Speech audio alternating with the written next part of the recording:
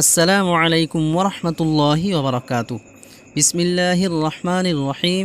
আলহামদুলিল্লাহি ওয়াকাফা ওয়াসসালামুন আলা ইবাদিহিল্লাযীনা ইসতাফা, আম্মা বা'দ। আমাৰ অসমীয়া অজিফা চেনেলৰ তৰফৰ পৰা আপোনালোকক স্বাগতম জনাইছোঁ। নিশ্চয় আল্লাহৰ অসীম দয়াত আপোনালোক ভালে আছে। আজিৰ অজিফাটিলৈ যোৱাৰ আগতে এটি হদিছ শুনোৱা হওক। আন আবি সাঈদ عن النبي صلى الله عليه وسلم قال التاجر الصدوق الأمين مع النبيين والصديقين والشهداء। ইয়াৰ অৰ্থ হ'ল সৎ ও আমানতদাৰ বণিক বা বেপাৰী কিয়ামতৰ দিনাখন নবীসকলৰ লগত, সত্যবাদীসকলৰ লগত, শ্বহীদসকলৰ লগত স্থান পাব। এতিয়া কথা হ'ল, যদি আমালোকৰ বেপাৰ বাণিজ্য সঠিক হয় তেনেহ'লে আমালোকৰ স্থান আল্লাহে ক'ত ৰাখিছে নিশ্চয় আমি গম পালোঁ।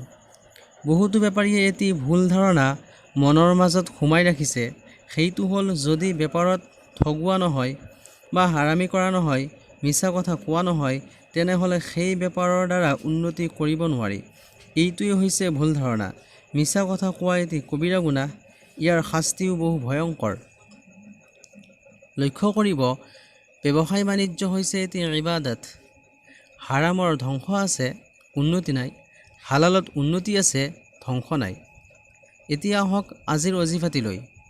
আজিৰ অজিফাটি বণিক বা বেপাৰীসকলৰ বাবে।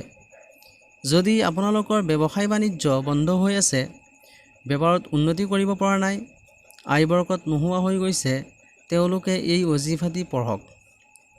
ৰাতি ইশা নামাজৰ পিছত 1111 বাৰ পঢ়িব, ইয়া লাতীফু ইয়া লাতীফু ইয়া লাতীফু। এই চিফতি নামটি 1111 বাৰ পঢ়িব। নতুবা ইশা নামাজত ফৰজৰ পিছত সুন্নত দুৰাকাত পঢ়িব, সুন্নতৰ পিছত দুৰাকাত নফল পঢ়িব, নফলৰ পিছত ইয়া লাতীফু 100 বাৰ পঢ়িব। এই চিফতি নামটি পঢ়াৰ পিছত আপুনি দোৱা কৰিব, দোৱাৰ পিছত উইতিৰ পঢ়িব। দ্বিতীয় অজিফাটি হৈছে, দিন ৰাতি আপুনি বেছি বেছিকৈ ইয়া মুইজ্জু ইয়া মুইজ্জু ইয়া মুইজ্জু পঢ়িব। আমাল আৰম্ভ কৰাৰ আগতে 3 বাৰ দুৰুদ শৰীফ পঢ়িব, আকৌ আমাল শেষ কৰাৰ পিছত 3 বাৰ দুৰুদ শৰীফ পঢ়িব। হাৰামৰ পৰা বাচি থাকিব, নামাজৰ পাবন্দী কৰিব। ইনশাআল্লাহ আল্লাহে বেপাৰ বাণিজ্যৰ ৰাস্তা খুলি দিব। আজিলৈ ইমানেই।